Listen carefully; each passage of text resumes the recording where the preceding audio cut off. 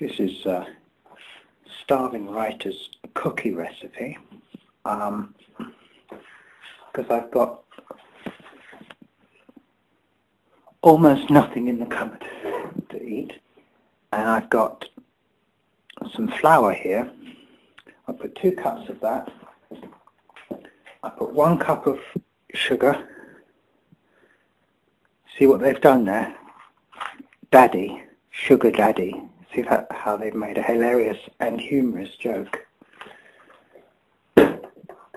And 1 cup of that. I had about a flat teaspoon's worth of baking soda or bicarbonate of soda left in there. That will just make them rise a little bit, hopefully. I put in about a teaspoon of salt, sea salt, very cheap sea salt. It's about 29p a bag. And I put in a load of porridge oats. I had some in this jar, maybe about, I don't know, probably about a cup full of porridge oats, maybe slightly more than a cup. And that's it. Oh no, I found some peanut butter the other day. This is August 2012, that's expired, so that's about 15 months ago. I had a really bad stomachache when I first ate it that night, but I've been eating it ever since, and it's fine now. I seem to have got this built-up resistance to peanut butter, which peanuts are actually very highly toxic when they are out of date. So that's a useful thing to have built up resistance to. It was a brand new unopened jar, so I wasn't quite so worried, but nevertheless, I don't recommend you eat peanut butter that's more than a year old. I'm eating some more of it today. Here's my cookies. Here's what I've made. I'm hoping that you can just put them on a plate, because I don't have any of the special paper stuff that you need. You know, they talk about baking paper. I think if I do them on foil, they will probably stick to the foil, and I'll end up eating foil, and I don't want that.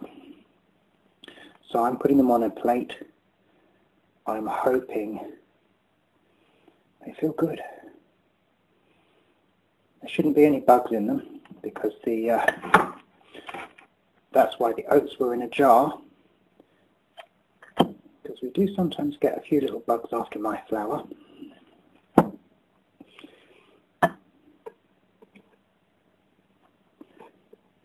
But mostly they come for the mould in the cellar, so they don't tend to get on the food, which is rather a relief.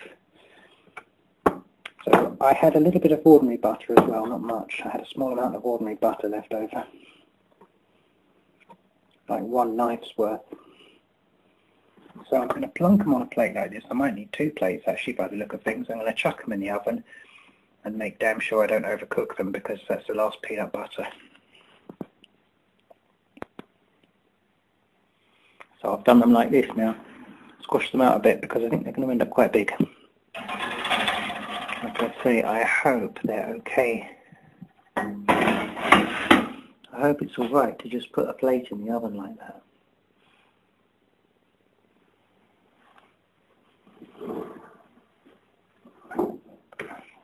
But I'm going to quickly go on the internet and see if it says you can. Burning smell already. Ah! Oh, they're puffing up like big meringues or something. Looks good. It smells a bit burny, so in the end I splashed them out onto foil with flat, with lots of flour underneath, so hopefully they won't stick to the foil too bad. And I think maybe that baking soda is making them rise. We shall see. I'll come back in about 5 minutes. These bottom ones. That's very soft.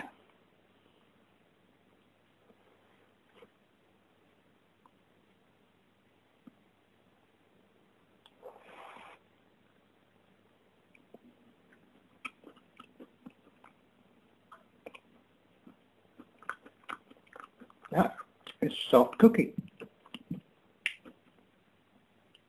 Mmm.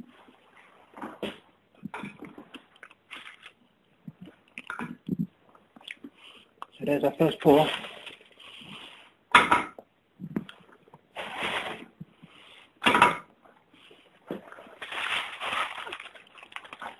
Didn't stick to the foil.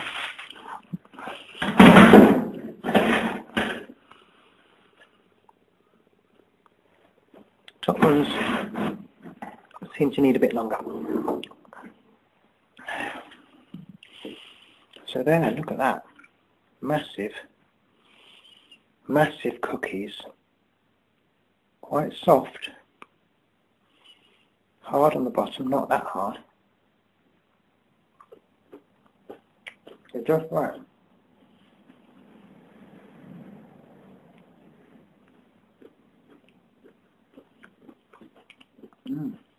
They've just got enough crunch on the bottom. They're not difficult to bite into whatsoever. The top is just soft and kind of doughy. Could be a bit sweeter perhaps.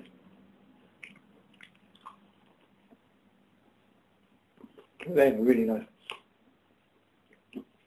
They don't smell like cookies because the flour that I put them on seems to have kind of burned, and all you can smell is burning flour, but they taste good.